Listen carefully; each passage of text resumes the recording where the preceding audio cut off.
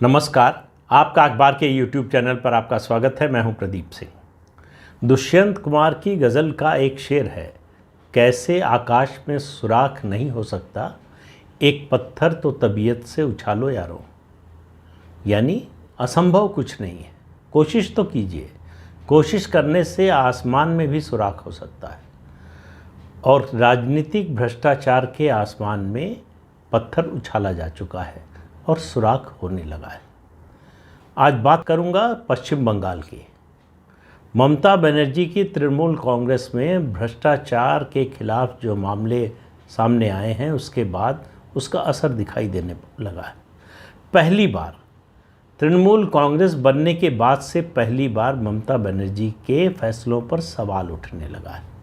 और सवाल उनके विरोधी नहीं उठा रहे, बीजेपी नहीं उठा रही, कांग्रेस नहीं उठा रही है, सीपीएम नहीं उठा रही है।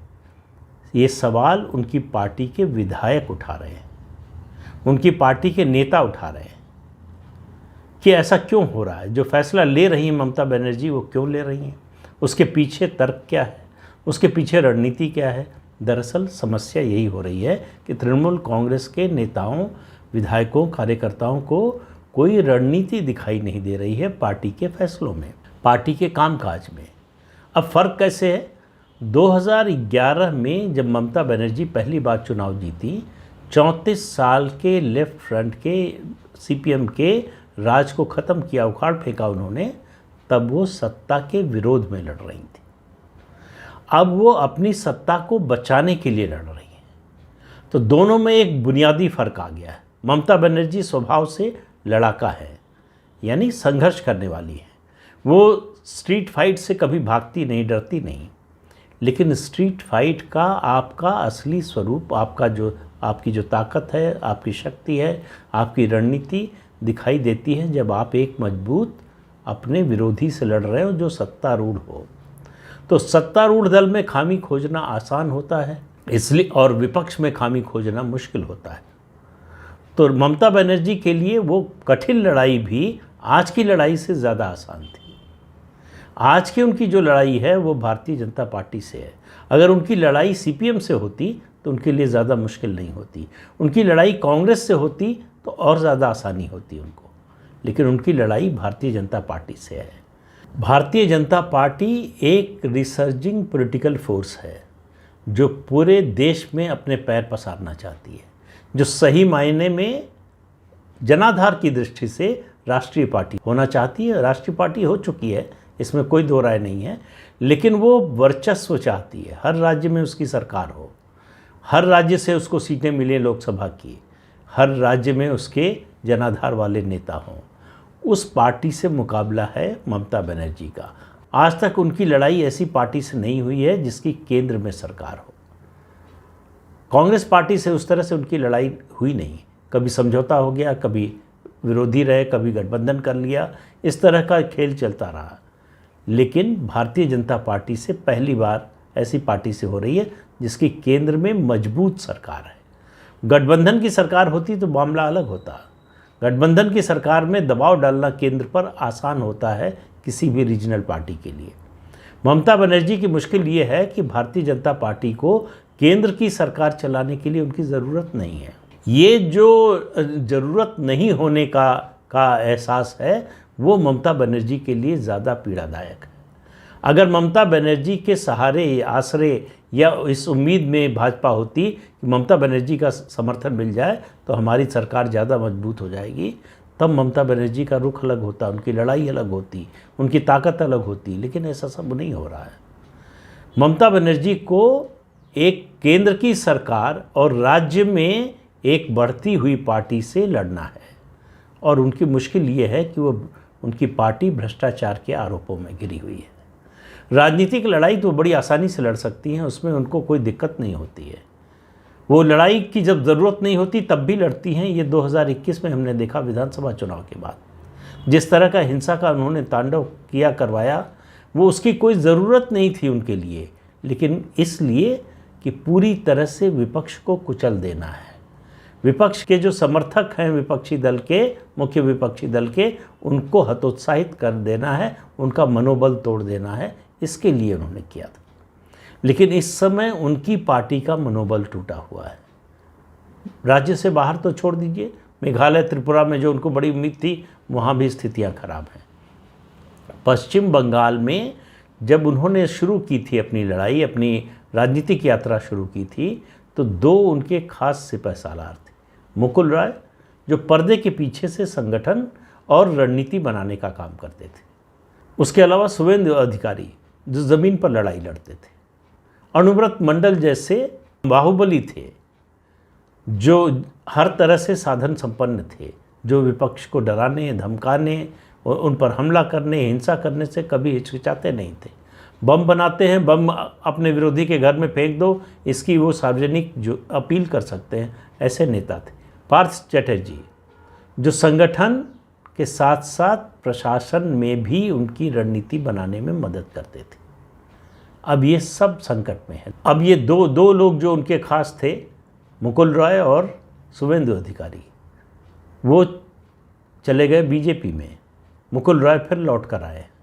शुवेंदु अधिकारी इस समय भाजपा के विधायक दल के नेता हैं। तो वो एक जो ज़मीनी नेता था, जो लड़ सकता था ज़मीन पर बराबरी से अपने विरोधियों से, वो बीजेपी में चला गया। मुकुल रॉय लौट कर तो आए, लेकिन तृणमूल कांग्रेस के हर नेता कार्यकर्ता को पता है कि वो किस लिए लौट कर आए। वो सिर्फ एक डर से लौट कर आए, वो अपने बेटे के लिए लौट कर आए। अगर वो तृणमूल कांग्रेस में न लौटते तो उनके बेटे के खिलाफ इतने मुकदमे होते कि वो जेल से निकल ना पाता कभी। उसको बचाने के लिए, उसका राजनीतिक करियर जो है उसको संवारने के लिए वो बीजेपी से निकलकर फिर से तृणमूल कांग्रेस के पास आए। तो उनकी वो क्रेडिबिलिटी, उनकी वो साख, उनकी वो पहचान, उनकी वो ताकत नहीं रह गई। और जब वो लौट कर गए हैं तब तक उनकी जगह किसी और ने ले ली है, और वो है अभिषेक बनर्जी जो ममता बनर्जी के भतीजे हैं। तो पार्टी में दो पावर सेंटर बन गए। अभिषेक बनर्जी पार्टी को दूसरी तरह से चलाना चाहते हैं। उनको लगता है कि जो पुराने नेता हैं इन सबको धीरे धीरे फेज आउट कर देना चाहिए, हटा देना चाहिए, नए लोगों को लाना चाहिए। ऐसे लोगों को लाना चाहिए जिनकी स्लेट क्लीन हो। ये भले ही उनकी अपनी स्लेट क्लीन ना हो, लेकिन वो चाहते ऐसे हैं कि ऐसे लोग आएँ जिनकी स्लेट क्लीन हो, जिनकी छवि जो है ईमानदार नेता के रूप में हो, कार्यकर्ता के रूप में हो। ममता बनर्जी अपने पुराने साथियों को छोड़ने को तैयार नहीं है। यहाँ तक तो लोगों को बात समझ में आती थी। अब ममता बनर्जी के लिए मुश्किल ये हो गया है कि मुकुल रॉय की जगह तो उन्होंने दे दी अभिषेक बनर्जी को, लेकिन वो दक्षता, वो जो एफिशिएंसी थी मुकुल रॉय की, उसको हासिल करने में अभी तक अभिषेक बनर्जी नाकाम रहे हैं। लेकिन उनकी ताकत चूँकि ममता बनर्जी से मिलती है, तो इसलिए उन पर कोई सवाल उठाने वाला नहीं है, उनके फैसलों पर कोई सवाल उठाने वाला नहीं है। और पार्टी में एक तरह का अंदर इस तरह का दो फाड़ है कि जो अभिषेक बनर्जी फैसला लेते हैं उनको ममता बनर्जी के करीबी लोग पसंद नहीं करते, और जो ममता बनर्जी फैसले लेती हैं उनको अभिषेक बनर्जी के करीबी लोग पसंद नहीं करते। तो बाहर ऊपर भले ही कोई खुलकर न बोल रहा हो, लेकिन अंदर ये आग जो है धीरे धीरे सुलग रही है। और दो घटनाएं जो हुई हैं उनको लेकर पार्टी के नेता मुखर हो रहे हैं, सार्वजनिक रूप से बोल रहे हैं। एक, पार्थ चटर्जी और उनकी सहयोगी की गिरफ्तारी जब हुई और करेंसी नोटों का जब ढेर मिला, पहाड़ मिला, उसके बाद ममता बनर्जी ने उनसे नाता तोड़ लिया, उनको डिसोन कर दिया, उनको मंत्रिमंडल से निकाल दिया, पार्टी से सस्पेंड कर दिया।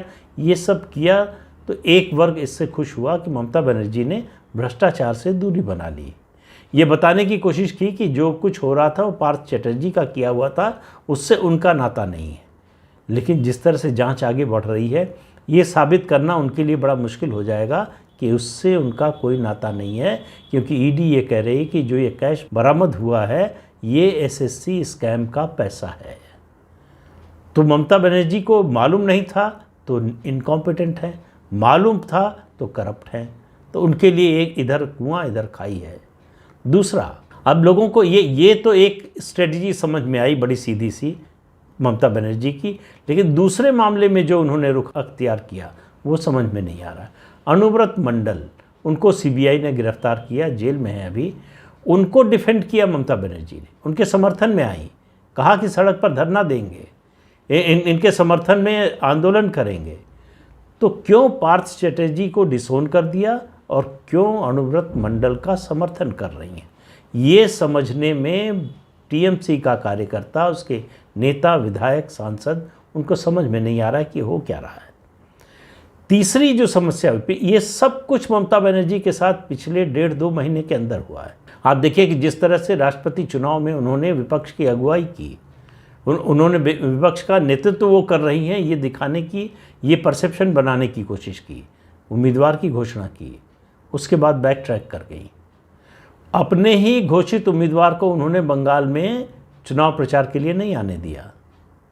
उसके बाद उपराष्ट्रपति के चुनाव में उन्होंने एब्सटेन करने का फैसला लिया, यानी सरकार के साथ भी नहीं है, विपक्ष के साथ भी नहीं है।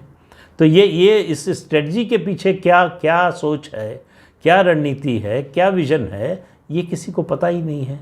तीसरी चीज़, जो मुलाकात दार्जिलिंग में उनकी तत्कालीन गवर्नर जगदीप धनखड़ और असम के मुख्यमंत्री हेमंत बिस्वा शर्मा से हुई, उसके बाद उसमें क्या हुआ ये अभी तक किसी को मालूम नहीं है। अनुमान है, मेरा भी अनुमान है कि इसमें कोई समझौता हुआ बीजेपी और टीएमसी के बीच में। क्या समझौता हुआ ये मालूम नहीं है, लेकिन उसके बाद से जिस तरह से ममता बनर्जी के रुख में बदलाव आया है, वो साफ दिखाई दे रहा है कि कुछ तो हुआ है।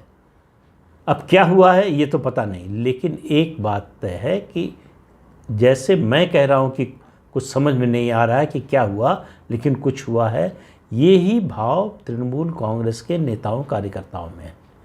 उन्होंने जो शुरू से जुड़े रहे हैं, उन्होंने ममता बनर्जी को लड़ते हुए देखा है। उन्होंने ममता बनर्जी को कभी समझौता करते हुए नहीं देखा है। ये उनके लिए पहला अनुभव है। ये पहली बार वो देख रहे हैं कि ममता बनर्जी समझौता भी कर सकती हैं, ममता बनर्जी झुक भी सकती हैं। ममता बनर्जी अपने सबसे बड़े प्रतिद्वंदी के सामने सरेंडर करती हुई दिखाई दे सकती हैं।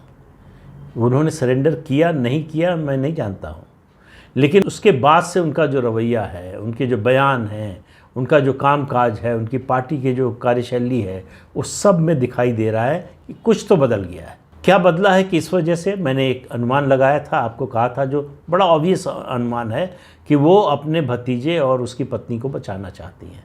दोनों कोल स्कैम में और दूसरे स्कैम में फंसे हुए हैं। उसकी जांच चल रही है, ईडी भी कर रही है, सीबीआई भी कर रही है। उसमें वो जेल जा सकते हैं, ये इस संभावना से कोई भी इनकार नहीं कर सकता। तो अभी तक नहीं गए हैं तो क्यों नहीं गए हैं? अभी तक ईडीआई और सीबीआई उनके खिलाफ उतनी सख्त क्यों नहीं हुई जितनी पार्थ चटर्जी या अनुव्रत मंडल के खिलाफ हुई, या सत्येंद्र जैन के खिलाफ हुई, या नवाब मलिक के खिलाफ हुई, या संजय राउत के खिलाफ हुई, या अनिल देशमुख के खिलाफ हुई? ये एक सवाल जो है कोलकाता में, पश्चिम बंगाल में पूछा जा रहा है कि आखिर क्या वजह है। तो ऐसा क्या समझौता हुआ है? समझौता हुआ है, नहीं हुआ है, क्या हुआ है, उसको छोड़ दीजिए। ममता बनर्जी ऐसे कैसे बदल गई हैं, सवाल इसका है। उसका कारण किसी को समझ में नहीं आ रहा है और वो खुद बता नहीं रही हैं। अब ये दो पैरेलल पावर सेंटर बन जाने से समस्या और बढ़ गई है। अभी पिछले ही दिनों, कुछ ही दिन पहले कोलकाता में पोस्टर लगे कि अभिषेक बनर्जी के नेतृत्व में नई टीएमसी बनेगी। अब इसका राज किसी को समझ में नहीं आ रहा है। कोई पार्टी का नेता खंडन नहीं कर रहा है, ममता बनर्जी की ओर से इस पर कोई बयान नहीं आया है, अभिषेक बनर्जी की ओर से भी कोई बयान नहीं आया है। लेकिन ये समझ में आना मुश्किल है कि ये तृणमूल कांग्रेस में हो क्या रहा है। ममता बनर्जी का जो रवैया है वो ऐसा क्यों है? वो पूरे देश में अपनी पार्टी का विस्तार करना चाहती थी। 21 विधायक लेकर कांग्रेस के मुकुल संगमा टीएमसी में शामिल हो गए मेघालय में, और तब से अब इस बात को कई महीने बीत चुके, तब से अब तक मुकुल संगमा लगातार अनुरोध कर रहे हैं कि वो मेघालय के दौरे पर आएँ, लेकिन वो जा नहीं रही हैं। अब हालत ये है कि मुकुल संगमा के साथ जो विधायक हैं उनमें से कई बीजेपी के साथ जाने को तैयार हैं। यही इससे बुरा हाल है त्रिपुरा में। त्रिपुरा में पार्टी के कई नेता छोड़कर बीजेपी में जा चुके हैं। त्रिपुरा में जिस तरह का परिवर्तन किया उसको वहाँ के तृणमूल कांग्रेस के नेताओं, कार्यकर्ताओं ने पसंद नहीं किया, तो बाहर पैर पसारना छोड़िए। और इसी 4-5 महीने के अंदर गोवा का भी चुनाव हुआ था, मार्च में। गोवा में बड़े धूमधाम से तृणमूल कांग्रेस गई थी।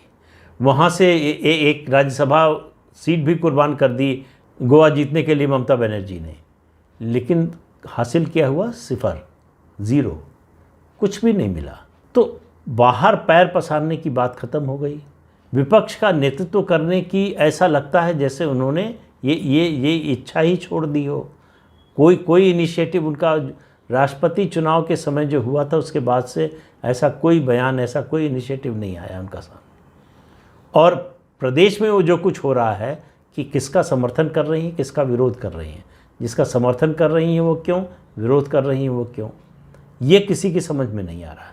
तो एक नई ममता बनर्जी दिख रही हैं और इस रुख को देखते हुए भारतीय जनता पार्टी पश्चिम बंगाल की सक्रिय हो गई है। उसको लग रहा है कि ये मौका है, अब ये हमला करने का समय है। तो जो विधानसभा चुनाव के बाद लग रहा था कि अगले लोकसभा चुनाव में बीजेपी का सफाया हो जाएगा, वैसा अब दिखाई नहीं दे रहा है। स्थितियां पूरी तरह बदल गई हैं ऐसा नहीं कह रहा हूँ, लेकिन बदलाव के संकेत दिखने लगे। तो तृणमूल कांग्रेस ऐसी हो गई तो क्यों? ममता बनर्जी का ये नया चेहरा लोगों को कितना रास आएगा। और लोगों से बात कर रहा हूँ तो तृणमूल कांग्रेस के कार्यकर्ताओं और समर्थकों की बात कर रहा हूँ। क्या इस रूप में ममता बनर्जी को वो स्वीकार करेंगे? स्वीकार करेंगे तो पूरे मन से करेंगे, आधे मन से करेंगे? ये सारे सवाल हैं जिनका जवाब भविष्य के गर्त में है, लेकिन वो भविष्य बहुत दूर नहीं है।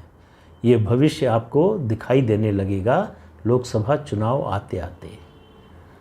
तो तब तक का इंतज़ार करेंगे। इस अंक में इतना ही। अगले अंक में फिर मिलेंगे किसी नए मुद्दे के साथ। तब तक के लिए इजाज़त दीजिए। आपसे अनुरोध है कि ये चैनल देखिए, शेयर कीजिए, लाइक कीजिए और सब्सक्राइब ज़रूर कीजिए। नमस्कार।